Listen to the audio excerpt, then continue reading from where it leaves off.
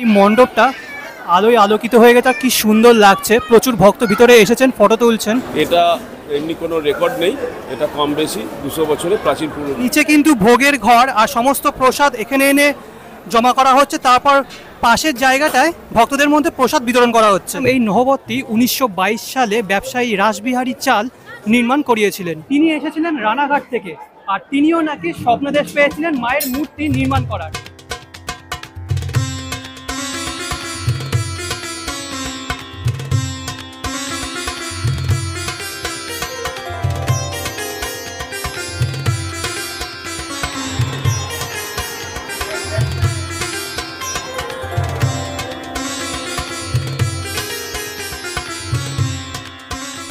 বাংলার এক একটা প্রান্ত এক একটা পুজো ও উৎসবের জন্য বিখ্যাত।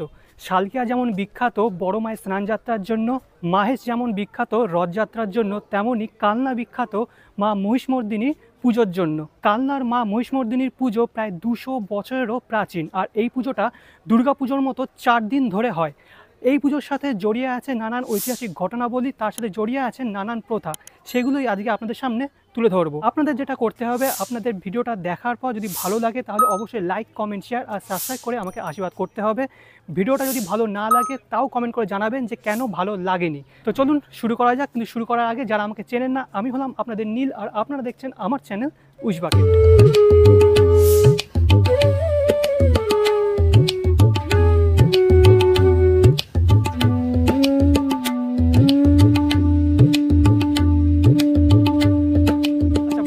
আমি দাঁড়িয়ে আছি কালনা ঘাটে, মানে শান্তিপুরের দিকে। সবাই হাওড়া থেকে ট্রেন ধরে কালনা যায়, বাট আমি শান্তিপুর এসে ঘাট পার হয়ে কালনা যাই। শান্তিপুর স্টেশন থেকে 15 থেকে 20 মিনিটের মধ্যে 20 টাকা ভাড়া দিয়ে চলে আসতে পারেন এই কালনা ঘাটে, তারপর ঘাট পার হয়ে কালনা। এখানে একটা বৈশিষ্ট্য হলো মানে কালনা ঘাটে যে শান্তিপুরের দিকে কোনো টিকিট কাউন্টার নেই, আপনাকে কালনায় পৌঁছে টিকিট কাটতে হবে এই ঘাট পারাপারের জন্য। তো চলুন বোটে উঠে পড়ি।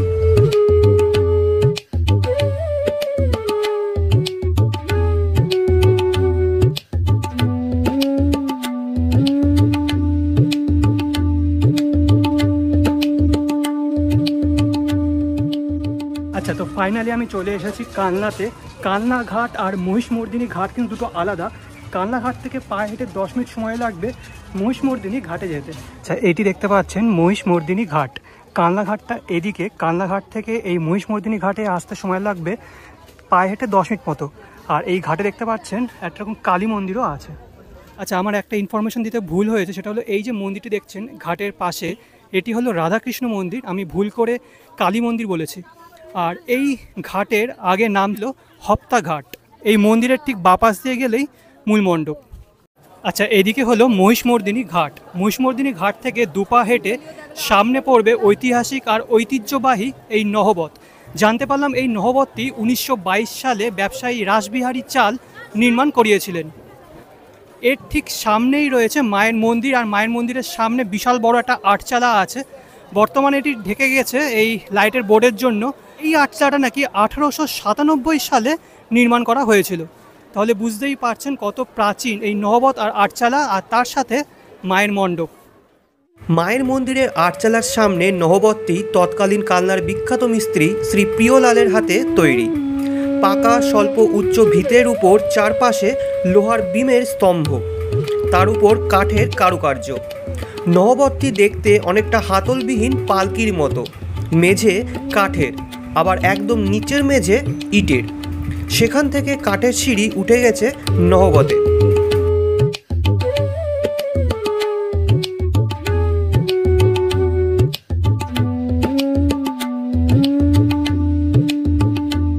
পিছনে এই যে নহবতটি দেখছেন, জানতে পারলাম যে আগে পুজোর সময় সপ্তমী থেকে দশমী পর্যন্ত এখানে নহবত বাজতো, কিন্তু এখন কিন্তু সেটা বন্ধ হয়ে গেছে, কারণ উপরে তো দেখছি না কোনো নহবত।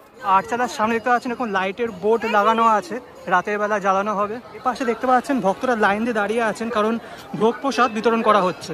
আর সামনেই রয়েছেন মা।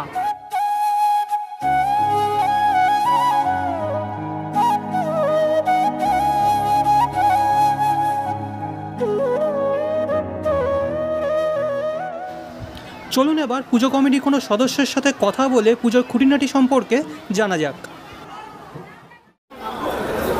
আমার নাম অমরজ্যোতি কুণ্ডু, আমি কানলা মহিষমতি পুজো কমিটি যুগ্ম সম্পাদক। এটা এমনি কোনো রেকর্ড নেই, এটা কম বেশি 200 বছরের প্রাচীন পুরনো পুজো আর কি। কানলাবাসী এর জন্য সারা বছর ওয়েট করে থাকে, তবে এই পুজোর জন্য মায়ের কাছে আসবে, মায়ের কাছে বিভিন্ন কামনা থাকে, মা এইগুলো সব পূর্ণ করে, সেই একটা ব্যাপার থাকি।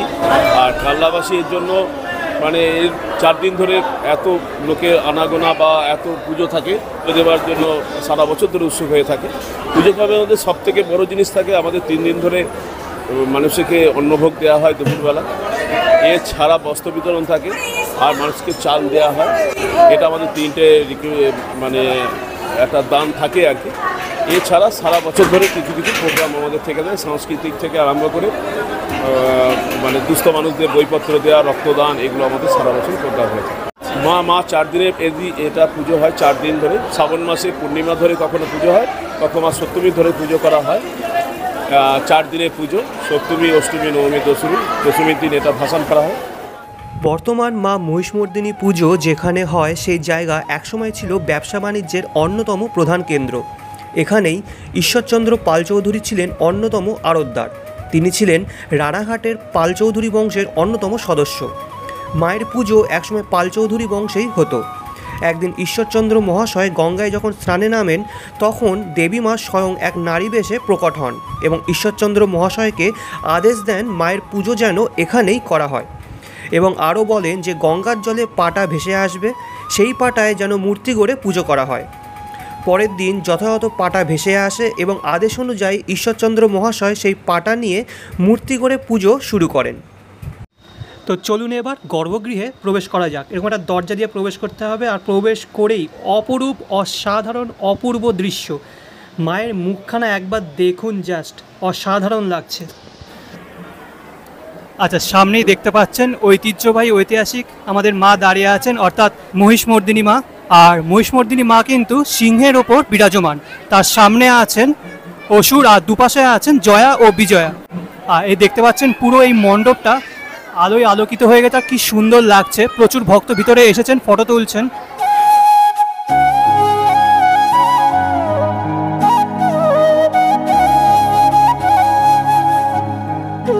আচ্ছা, মায়ের দুপাশে দেখতে পাচ্ছেন অসংখ্য এরকম ঘটি রয়েছে। এগুলো কি পিতলের নাকি কাঁসার? আচ্ছা, কাঁসা এরকম ঘটি রয়েছে অনেক। তো যেটা জানতে পারলাম, বহু আগে যখন পুজো হতো আর পুরোহিতরা যখন আসতেন, তখন তাদের প্রণামী হিসাবে এই বাসনগুলো দেওয়া হতো, কিন্তু এখন সেই রিচুয়াল নেই, কিন্তু এই বাসনপত্র দিয়ে সাজানো হয়ে থাকে।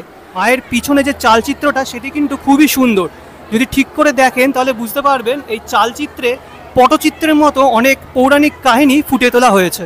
এই যে মণ্ডপ দেখছেন, বহু বছর আগে হোগলা পাতার ছাউনি দিয়ে মণ্ডপ তৈরি ছিল, কিন্তু পরবর্তীকালে এখানকার কিছু ব্যবসায়ীরা উদ্যোগ নিয়ে এরকম মণ্ডপটি পাকা করেছেন।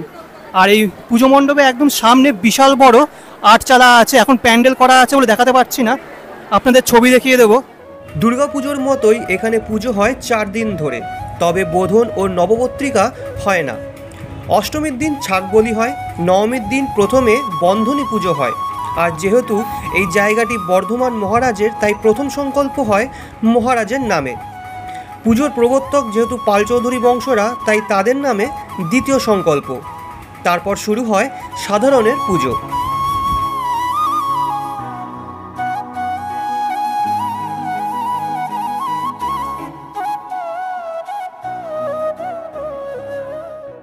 আচ্ছা, এইদিকে হচ্ছে মূল মন্দির। মূল মন্দির থেকে বেরিয়ে এসে বাঁদিকে এই যে সিঁড়িটা দেখতে পাচ্ছেন, এই সিঁড়ি দিয়ে উপরে উঠলেই ভক্তরা এখানে প্রসাদ খাচ্ছে। ঠিক আছে, তো চলুন একবার আপনাদের দেখাই।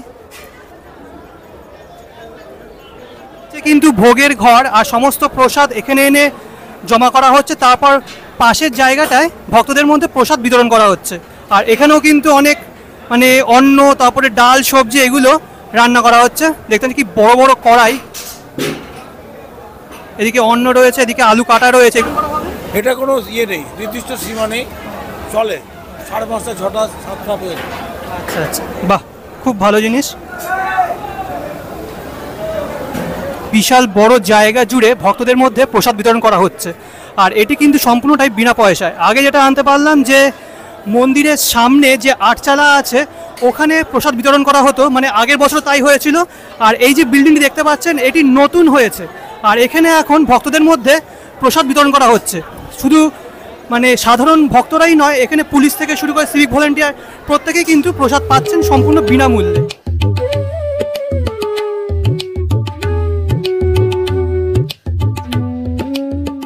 মায়ের মূর্তি প্রথম গড়েছিলেন শ্রী ভবতারণ পাল, তিনি এসেছিলেন রানাঘাট থেকে, আর তিনিও নাকি স্বপ্নদেশ পেয়েছিলেন মায়ের মূর্তি নির্মাণ করার। আর মায়ের প্রতিমার মানে মায়ের পুজোর প্রথম যে পূজারী ছিলেন তিনি ছিলেন ষোড়শী মুখার্জি। মায়ের পুজো এখন শ্রাবণ মাসে হলেও আগে হতো চৈত্র মাসে। হোগলা ছাউনির পরিবর্তে স্থায়ী মণ্ডপ তৈরি করার প্রয়োজন পড়ে। স্থানীয় সেন মহাশয়, কুণ্ডু মহাশয়, মালিক মহাশয় ও চাল মহাশয়দের উদ্যোগে তৈরি হয় পাকা মণ্ডপ। মূল মন্দিরের সামনে বিশালাকার আটচালা, অনেকগুলো লোহার বিম স্তম্ভের মতো টিনের চালাকে মজুতভাবে ধরে রেখেছে। আচ্ছা, মায়ের মন্দিরের সামনে একবার ভিড়টা দেখুন জাস্ট, ঠিক আছে? এটা যত বেলা হবে ততই নাকি বাড়বে এই ভিড়টা।